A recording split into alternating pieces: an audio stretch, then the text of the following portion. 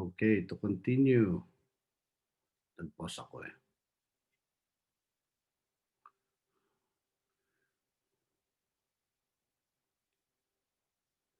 We'll now describe, illustrate the journalizing and posting of transactions to the accounts.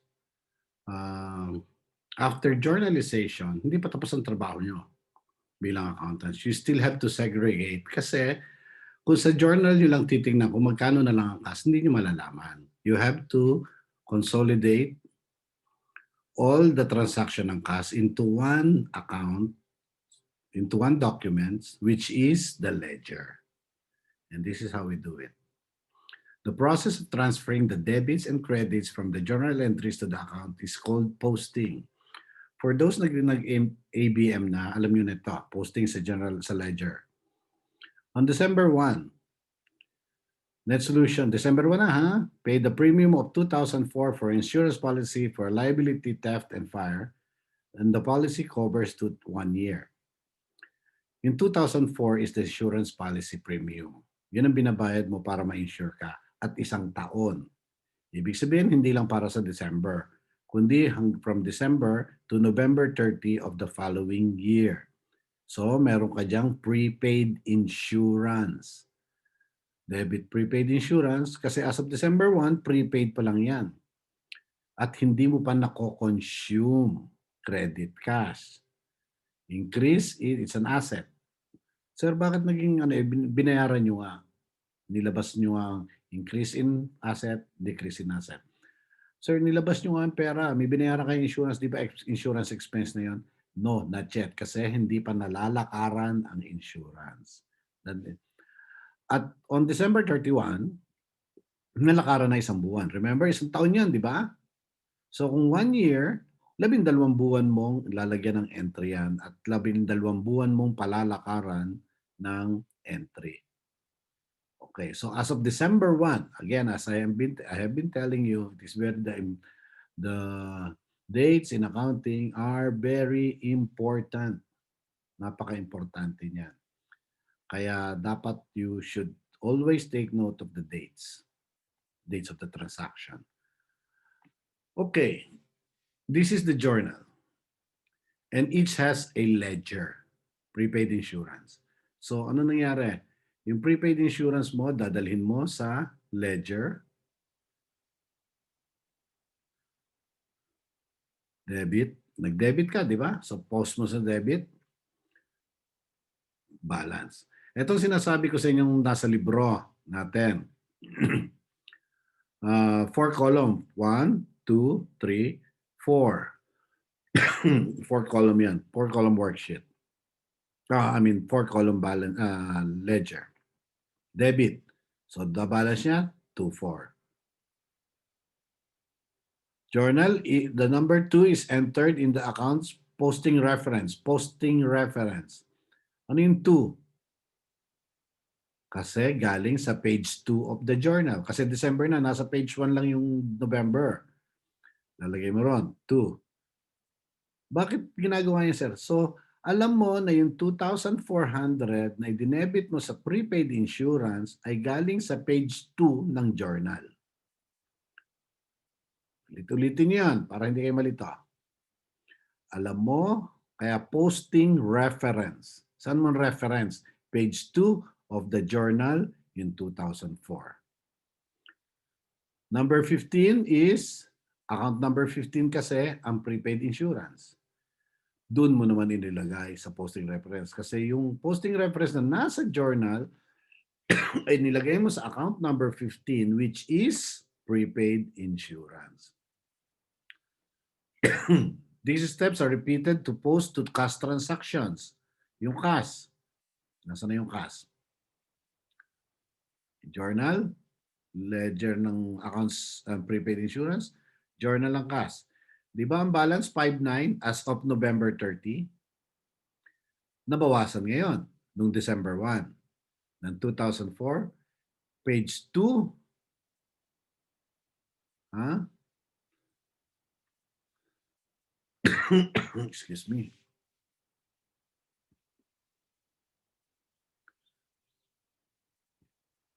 Page 2 of the journal.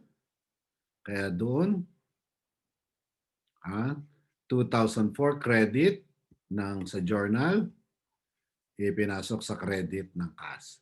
Ang balanse na lang ngayon, 3.5 kasi nung November 30, 5.9 ang balanse. Okay. Ulitin niyo yun.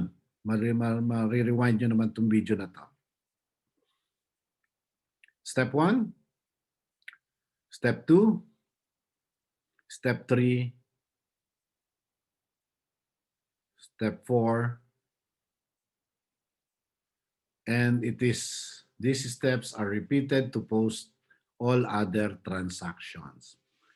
On December 1, he paid rent for December 800. The company from which NetSolution is renting stores now requires the payment of rent on the first of each month. Di ba? Last November 30 siya nagbayad. Sabi nung may-ari, tuwing 1st of December ka na magbayad for the month of December.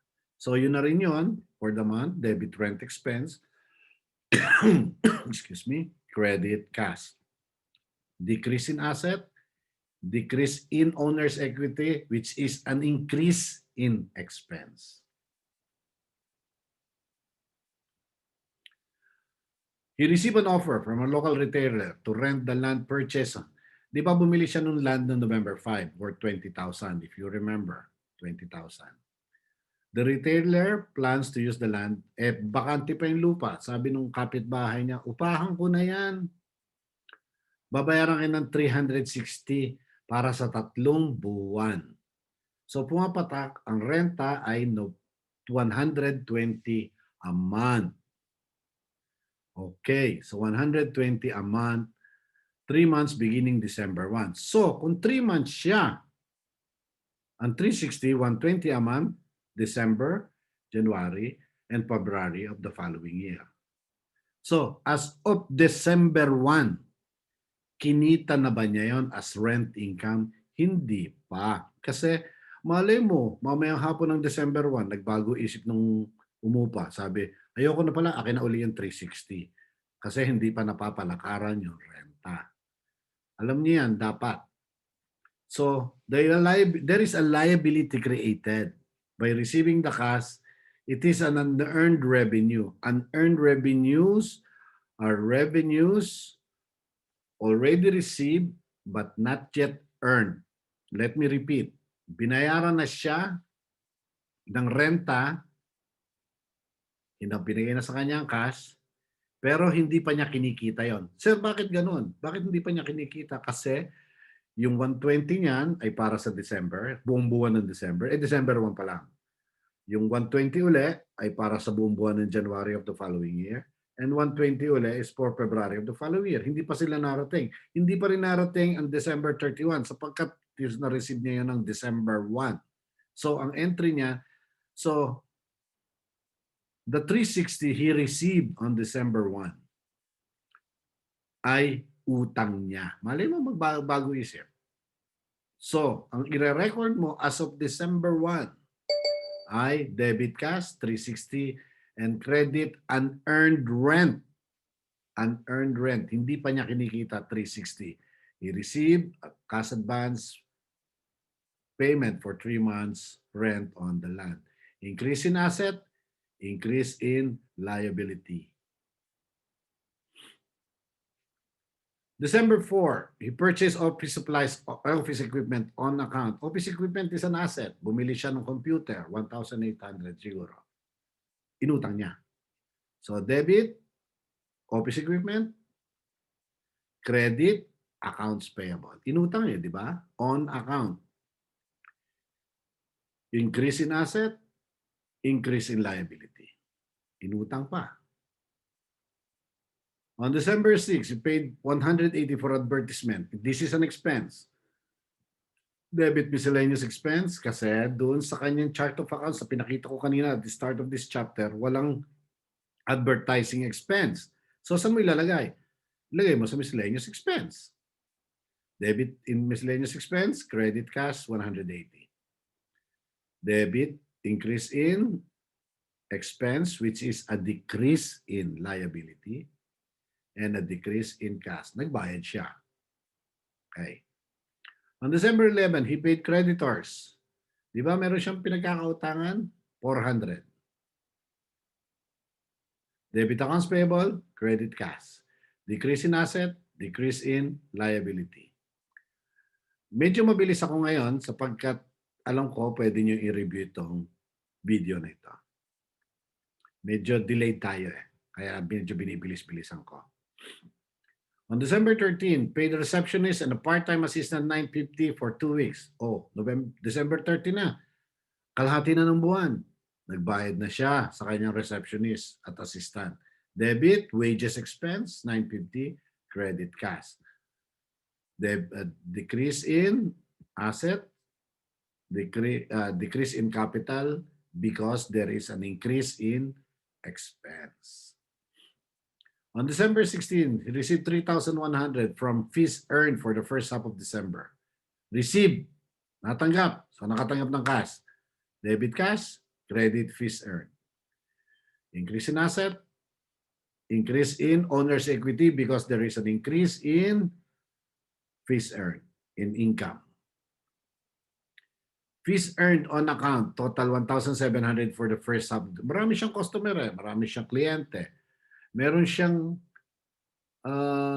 kinita na rin sa ibang customer ng 1,750 for the first half of December, pero hindi pa siya nababayaran on account. Pero nakapagbigay na siya ng serbisyo. So he has to recognize the income na. Debit, accounts receivable. Kasi hindi pa siya nababayaran. Credit, fees earned. Increase in asset, which is an accounts receivable, and increase in owner's equity, which is an increase because of the increase of revenue. On account ha, fees earned on account. Example, post journal entry on August 7, 115,000. Fees earned. Debit, journal entry, debit accounts receivable, 115,000. Example lang to. Ang alam kong sagutin, nakita nyo na rin. On account. Tatandaan nyo lagi pag on account, inutang or pinautang. Okay. On December 20, Net Solutions paid 900 to executive supplies for the 1,800 debt. Ito yung executive supply na nagbigay sa kanya ng office equipment. Pinautang siya, di ba? 1,800 noong December 4. Nagsulong na siya kasi kumita na siya, di ba? So, debit accounts payable, credit cash. Decrease in cash, which is an asset, and decrease in liabilities, which is accounts payable. On December 21, he received 650. Oh, yung kaninang entry, nagsulong ang customer niya, 1,750 pinautang niya, di ba? Nakinita na niya. Kinita na niya pero hindi pa lang siya nababayaran. May nagbayad na customer, 650. Debit, cash, credit, accounts receivable. Nabawasan ang kanyang pautang. So, increase in asset, which is cash, and decrease in asset, which is accounts receivable. Nabawasan ang pautang kasi may nagbayad sa kanya. Yung may mga tindahan si mommy o si daddy, ma-relate niyan. Umutang ng corned beef ang kapitbahay, debit accounts receivable yon, credit sales. Nagbayad kinabukasan kasi sumweldo na yung kapitbahay. O, di ba, nabawasan ng accounts receivable. Okay. Bumili uli ng supplies noong December 23, 1,450. Iba na itong supplies na ito. Debit supplies, kasi nauubos na. Di ba November 1, November 5 pa yata siya bumili dati. Nauubos na. 1,450, credit cash, 1,450. Decrease in asset, increase in asset. Nag-increase yung supplies, nadadagdagan. Nabawasan naman ang cash. Oh, December 27, Fiesta ng Tanawan. Nagpasweldo na for the other half of December. Debit wages expense, credit cash, 1,250. Increase in expense, which is a decrease in owner's equity, and decrease in asset, which is cash. December 31, 310, telephone bill. Bayad siya. Debit utilities expense, 310. Credit cash, 310. Decrease in asset and increase in expense, which is a decrease in owner's equity. Nagbayad ng kuryente, utilities din yan. Debit, utilities expense, credit, cash. Okay, same thing. Kuryente nga lang yan, yung kanina, telepono. Okay. Received 2,870 from fees earned for the second half of December. Iba ito, hindi ito yung pinautang niya. So, debit, cash, credit, fees earned. Ibang kliyente na to. Increase in asset, increase in fees earned, which is an increase in owner's equity. I'm sure dito kayo malilito. Again, pag nadagdagan yung fees earned or revenue, nataas ang kapital. Pag nadagdagan ang expense, ay nababawasan naman ang kapital. Tatandaan niyo yan para hindi kayo malito. Okay, total fees earned as of December 31, meron na pala siya na pag-kliyente uli. Fees earned on account, total 1,120. Debit, accounts receivable, credit, fees earned. So on and so forth. O, nag-withdraw. Anong entry? Debit, Chris Clark drawing, 2,000. Credit cash, 2,000. Decrease in asset, increase in drawing, which is a decrease in owner's equity. Nag-withdraw. So, ibig sabihin, nabawasan ang kapital. Okay. December 12, payment of 12 owners of service consulting for personal use. Debit, yun na rin yung entry nun. Debit, drawing, credit cash. Iba yan, hindi si Chris Clark yan. Example to, exercise. It's an exercise. Okay. Another example. On March 1, the cash account balance of 22,350 during March, cash receipt of 241,800 and the balance of 19,125. Ito ang sinasabi ko sa inyo na para madali ang inyong pag-analyze, gumamit kayo ng T account. Given ang 22,350. Yun daw ang beginning balance ng March 1. Nung buong buwan ng March, nakatanggap ng 241,880. Given. Nung March 31, ito na lang daw ang balanse. Ang tanong, magkano ito? Magkano lumabas? So, 22,350 plus 241,880 minus the balance of 19,000 is equals to 245,105. Why am I showing you this? Because it is very important that you analyze the transaction. Yun ang kauna-unahan yung dapat gawin. For every transaction, you have to analyze the transaction. And the best way for you, considering this transaction, this problem, or this exercise, is for you to use the T account. If you use the T account, mas madadali niyong ma-analyze ang transaction. Okay, balikan nyo na lang yung liyan. Mabilis ito, pero dapat tinatagalan nyo ang pag-review at ninanamnam nyo mga sinasabi ko. Okay. Ito na, yung ledger. Ito yung cash. Ito yung mga transaction. 25, 22 November. Ito yung mga transaction. Pinopost. Saan galing? Page 2, page 3, page 4. Okay. Posting reference. Page 1. 2, 2, 2. So, noong December 31, 2,065 na lang cash. Ayun, di ba? 1,800 ng office equipment. Hindi nabawasan ng office equipment. Pero ang land di rin nabawasan. May rumenta, pero hindi nabawasan yung lupa. Accounts payable, meron siyang sinulungan noong November. Meron siyang inutangan ulit. Ito yung equipment. May nagsulong siya, tapos nagsulong ulit siya doon. So yun na lang ang utang niya. Doon sa 900, sa 1,008. Kasi napunuan na niya yung 400 doon sa utang niya noong November. Accounts receivable. Ang pautang niya sa December 31, 2,250. Kasi yung December 16, may nagsulong ng 650 noong December 21 and may pinautang uli siyang 1,120 based on the last transaction. Supplies, ito yung nagamit noong November 30, nadagdagan ng 1,450, di ba? Prepaid insurance. December 1, hindi pa tayo nag-a-adjust ng para sa December.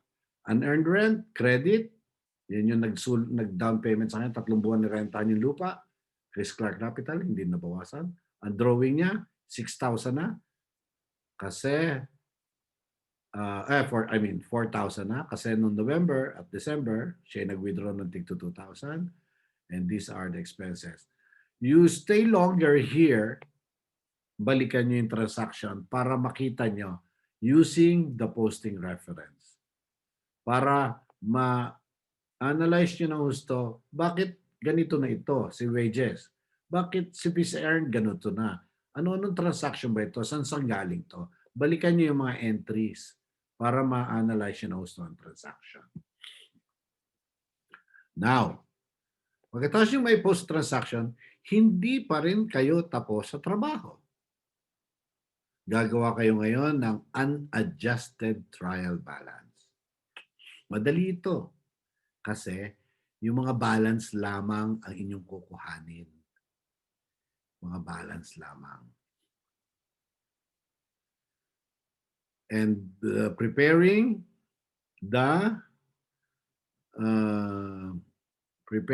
the unadjusted trial balance will show you kung meron kayong mali. It will show you the equality of your debits and credit. Kasi kung hindi balanseado ang trial balance nyo, kaya nga tinawag na trial para ma-test nyo kung tama, ay may mali na kayo. It's definitely. So this is the trial balance. Remember, there is this what we call heading. Sa ating Excel, dito ko napapalagay, pero dapat nasa gitna lagi yan. Oops. Dapat nasa gitna lagi ang heading. Ano yun? Pangalan ng kumpanya? Ha? Pangalan ng kumpanya? Pangalan ng ano yung balance niya? Ano yung statement na yan? And as of what date? And total debits, total credits. Oh, bigyan natin example yung cash. Itong cash. Ha? 2,065. Balikan natin yung ledger. Oops, sorry. Balikan natin yung ledger. Ay, nako. Nagpaloko-loko na. Balikan natin yung ledger. Bakit magkano yung